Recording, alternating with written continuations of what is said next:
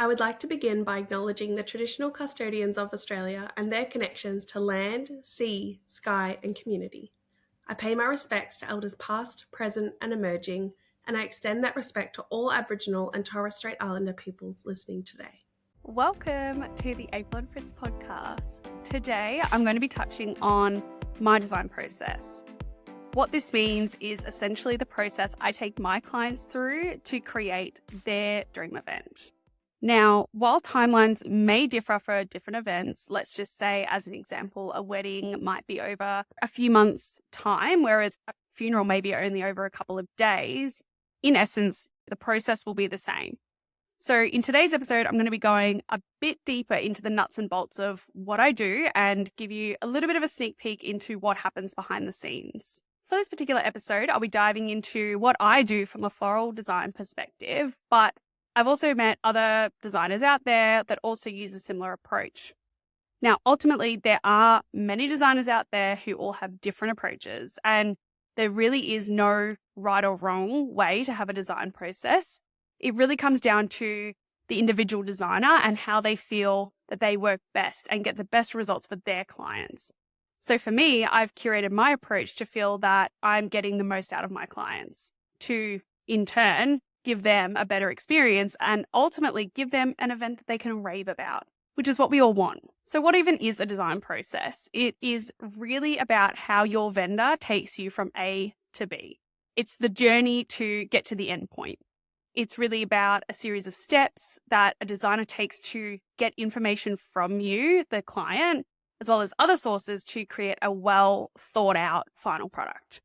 So again, while everyone will be doing this a little bit differently, I think that as a client, we need to be aware of the design process that we're going to be getting taken through and whether or not that aligns to how you like to engage with your vendors. As an example, when I engaged my most recent graphic designer for April and Fritz, we went so deep. And really, I had to share a lot of information. I probably overshared, if I'm being honest, and jump on a couple of different calls to really get to the essence of my brand. Now, obviously, that's not going to be for everyone. And I'm not saying that there's a right or wrong way to do it. But I know that if I hadn't had that experience, I probably wouldn't have bothered, to be honest, because I wanted something that was going to be a reflection of me. And I knew that the outcome that I was after wasn't going to happen unless I went deep. It just wasn't going to happen if I went surface level. And also too, if anybody is in the branding game and looking to get their branding done, I can refer you on to my fabulous graphic designer, Alex. But that's beside the point. Now, this can also apply in floristry as well. So I've definitely had clients in the past who might have sent me a DM on Instagram or an inquiry with a Pinterest board saying, I want this, like, how much is it? And there's a lot of florists out there who would absolutely look at that and be like, yep, cool, $1,000, job done. But that's personally not how I like to work. That's not what I do. I like to go deeper with my clients to really get inside their head to see their vision, because this is just one piece of a much bigger puzzle. And it's really my job to find meaning with their floral arrangements and give them an event that they're obsessed with from every little detail. So again, I'm so excited that you are here and spending your earbud time with me. I would so love it if you subscribe to this podcast, as I will be releasing new episodes every week. But without further ado, let's jump in. So to get us started, I want to talk about the ethos of my floral design. And my floral design ethos is really around personalisation, emotional connection, and storytelling.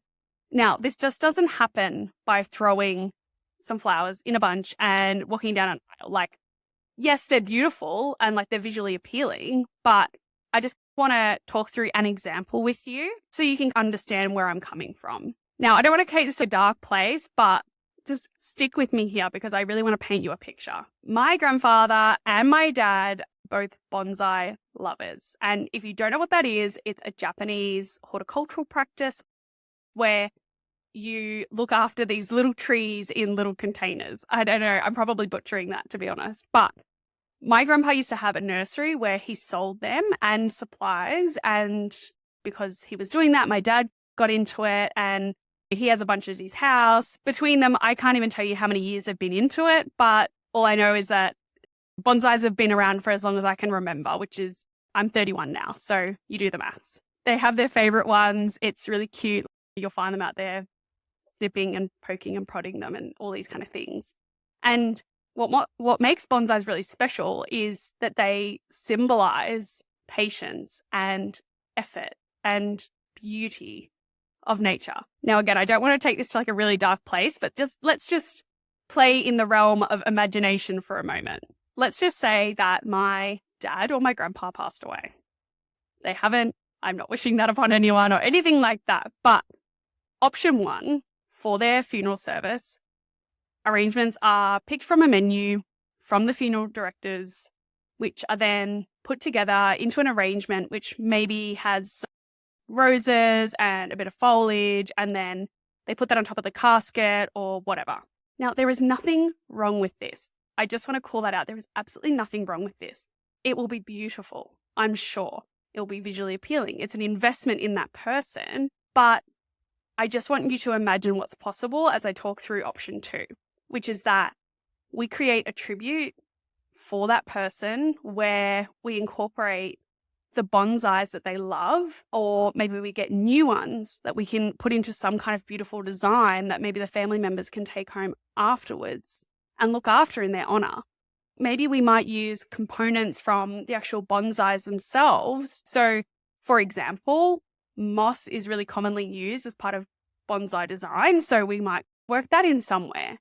And so I want you to use your own discernment here, but I personally think that option two sounds way better. It's easy to see how the second one is much more representative of the person that we're actually celebrating. And I think it's important to call this out, right? This isn't just for funerals. This can be applied to any event, whether it is a birthday, an engagement, a wedding, whatever.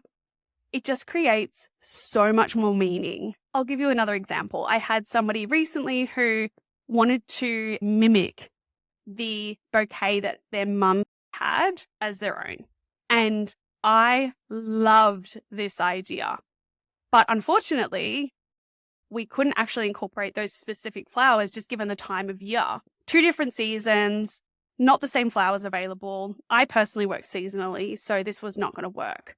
But during that consultation, we were like, okay, we can't use the exact flowers, but what else can we do to incorporate them in?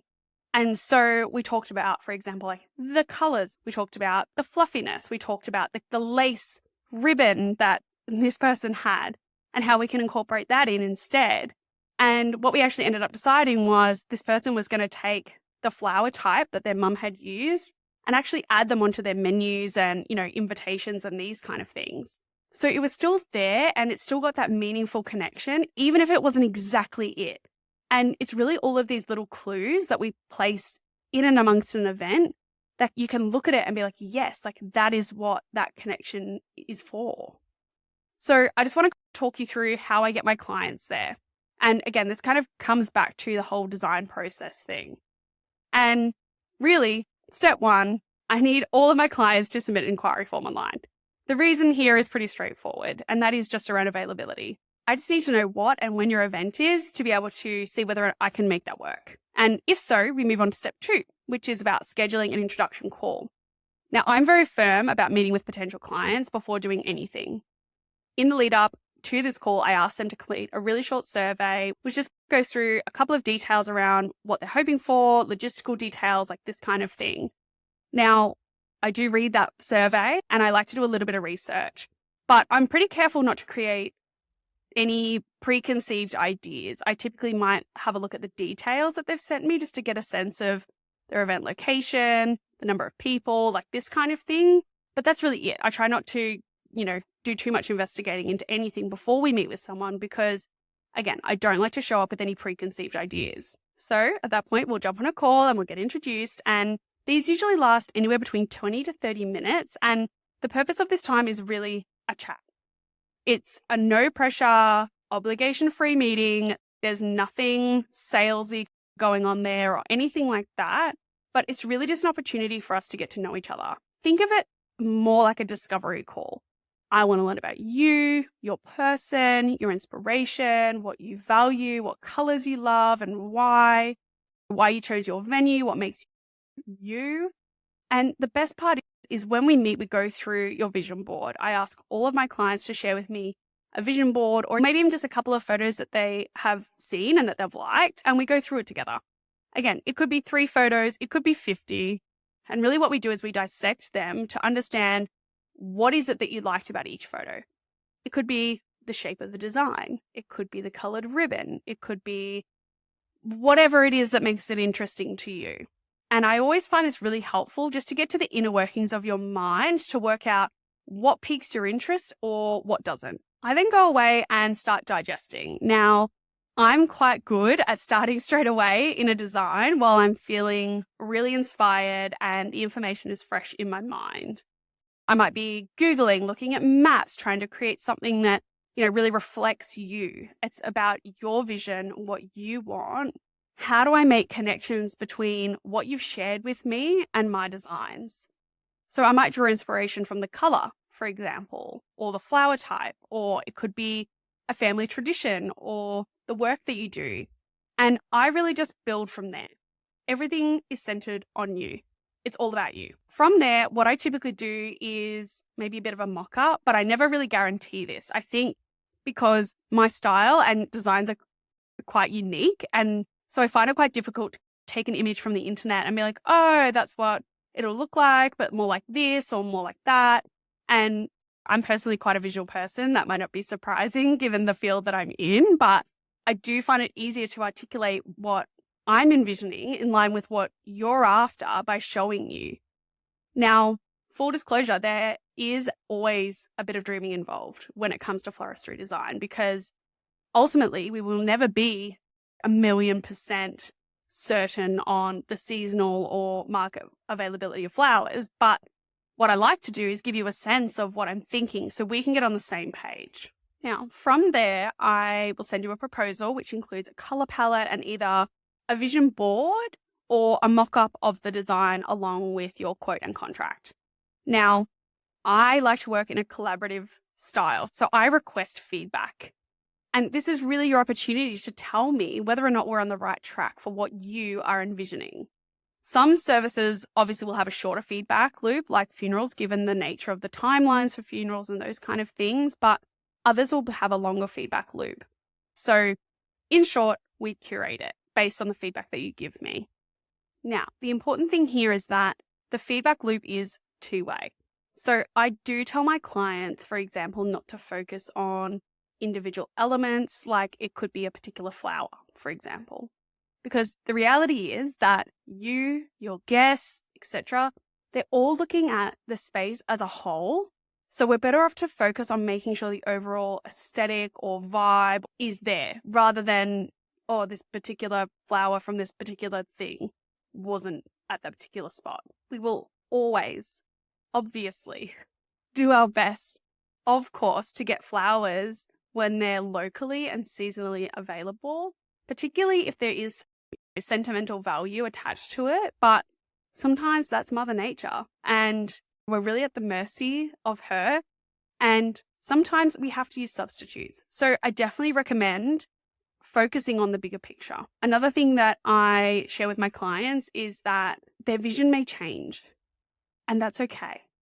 Your thoughts and inspiration change over time, and the overall event may develop. And so it's perfectly fine if that is the case. We create the first vision board or mock-up at one point in time, and now we've moved on to another point in time, and things have changed. So again, that is totally okay. You're free to change your mind up to 8 weeks before your event. With a funeral, that might be a couple of days, but with a wedding, it could be a couple of months. When the feedback loop is longer, we'll have the second call, like I said, about 8 weeks out from your event to go over the final details. And this is really your opportunity to make any changes in line with what I said before. So during this time, I like to go, again, deep with my clients to be able to make sure that they're feeling the buzz and their excitement from their floral designs. We do a final run through of the design concept, including the colors, what the arrangements are, where they will go, all those sort of things. And if needed, send you an updated invoice. Once this final payment is made, then we go ahead and do your flower order. I know that sometimes folks can be a little bit overwhelmed at this stage, but I can't tell you how important it is to be really comfortable with your designer and tell them exactly where you are at. I personally like to get my flower order in super early, so I'm across all of the availability of my flowers and whether I need to start substituting. So just to give you an example, if it's peony season and it ends early, but we were planning on using them, then I can start to look at big fluffy flowers that I can use to replace them, which may be the same or similar in color, to replicate the design that we've agreed on. So then the week of your event is very busy for us. I'm picking up your flower order from the markets, the farmers or the wholesalers. We're processing them to get them looking their absolute best for your event. And then we're designing ahead of time where we can to make sure everything is looking perfect and ready to go for bump in. On the day, we're not just simply, placing the arrangements, but looking at the whole picture to make sure that it makes sense. We do have a little bit of creative license here when is needed. So for example, if something just isn't quite working because of other elements in the room or whatnot, maybe this room is smaller than we anticipated or whatever, we can adjust to make sure that you're going to get the best result. It'll never be so far removed from what you were expecting, but ultimately we want your pictures to look amazing and not have any pieces that, looking at a place or not quite right. So my favorite part of the bump in is stepping back and really seeing it all come to life. There is just nothing more satisfying than seeing a design from inside your and your client's head in front of you. There's just honestly nothing like it. Again, I just want to reiterate that without going to the depths that I was talking about super early on in this episode, you will not get the same result. You might look at something and think, yeah, that looks beautiful. But then to add another layer of that looks beautiful, and I'm so glad that we've got my grandma's hydrangeas here, or whatever it is, it just makes it another layer for you to really connect to your event. So I hope you found this useful to understand a little bit about design processes and how this can impact you as a client and also impact your event. I cannot stress the importance of finding the right designer for you in any field. Of course, if this sounds amazing and you want to explore this further together, we can definitely do that. All you need to do is fill in the inquiry form on our website at aprilandfritz.com.au. And from there, as I mentioned, I'll reach out and let you know if we're free to book in for an introductory call. Again, there is no pressure. It is obligation free, where we can just get a good feel for each other and whether or not we're going to be a good fit. So thank you again for joining me, and be sure to subscribe to receive next week's episode. I would so love it if you could please leave me a rating and a review. This is super helpful to get the word out about the potty so we can reach others who are looking to create amazing events as well. I'll see you next time. Thank you so much for listening to the very first episode of the April and Fritz podcast. As an exclusive gift, we're offering you up to $100 off item hire, such as vases, plinths, pots, urns, and so much more for one event. To access, all you need to do is submit an inquiry and share the code word FlowerPod. Offer ends on the 1st of June 2025, minimum spends apply. See the full terms and conditions over at aprilandfritz.com.au/flowerpod.